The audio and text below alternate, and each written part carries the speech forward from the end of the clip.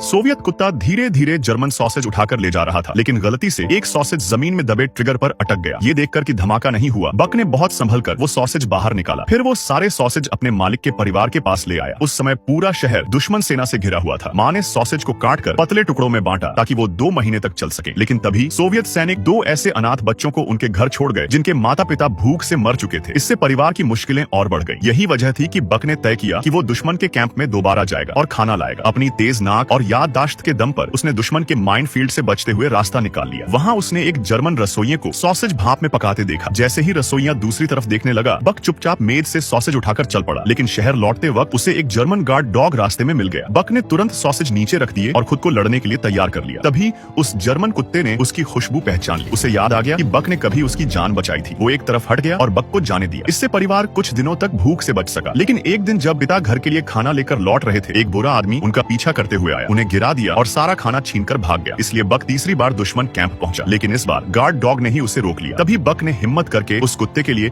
अपने प्यार का इजहार कर दिया। जर्मन कुत्ता इतना खुश हुआ कि वो तुरंत कैंप में वापस भागा और रसोइये के ध्यान हटते ही एक बड़ा हैम हॉक उठाकर बक के लिए ले आया। तोहफे के तौर पर बक उसे घर ले आया और परिवार की कुछ और मुश्किलें टल गई। लेकिन घर वालों को डर था कि पके मांस की खुशबू से भूखे पड़ोसियों को शक हो जाएगा। पिता ने सुझाया कि मांस को पड़ोसियों में बांट देते हैं और उनका परिवार सिर्फ आलू का सूप पिएगा। कुछ दिनों बाद बक को दुश्मन के माइन फील्ड के पार से कच्चे आलू की खुशबू आई। उसने अपने मालिक को वहां ले गया और दोनों ने आलू खोदने शुरू कर दिए। बक की तेज नाक की वजह से वो माइन फील्ड सुरक्षित पार कर पाए। लेकिन तभी एक जर्मन सैनिक अचानक वहां पहुंच गया। बक ने खतरा महसूस किया और अपने मालिक को वापस जाने का इशारा किया, पर सैनिक ने हथियार तान दिया और मालिक डर से वहीं रुक गया। जैसे ही वो गोली चलाने वाला था, जर्मन कुत्ता कूदकर सामने आ गया और मालिक को ढाल बनकर बचा लिया। सैनिक ने दोनों कुत्तों को एक दूसरे के लिए इतनी चिंता करते देखा और समझ गया कि बक उसके कुत्ते का दोस्त है। उसने इशारा किया कि जल्दी निकल जाओ, लेकिन लौटते वक्त वही बुरा आदमी फिर उनके रास्ते में आ गया। उसने धमकी दी कि सारे आलू और बक भी उसे दे दो। मालिक ने मना कर दिया। तभी जर्मन सैनिक फिर से दिखा। बुरा आदमी डरकर पीछे हटने लगा, लेकिन गलती से एक दबे चार्ज पर पैर रख बैठा। वो गिर पड़ा और ठीक उसी वक्त सैनिक ने गोली चला दी। मालिक को बचाने के लिए बक आगे कूद पड़ा और बुरी तरह घायल हो गया। जर्मन कुत्ते ने सैनिक को रोकने के लिए उसका हाथ काट लिया और कसकर पकड़े रखा। आखिर में सैनिक पीछे हट गया और कैंप लौट गया। मालिक ने आलू की बोरी खाली करके उसी में घायल बक को रखा और शहर के डॉक्टर के पास ले गया। लेकिन अंत में बक ने शांति से अपनी आखिरी सांस ली। युद्ध खत्म होने के बाद शहर के लोगों ने बक की याद में एक स्मारक बनवाया।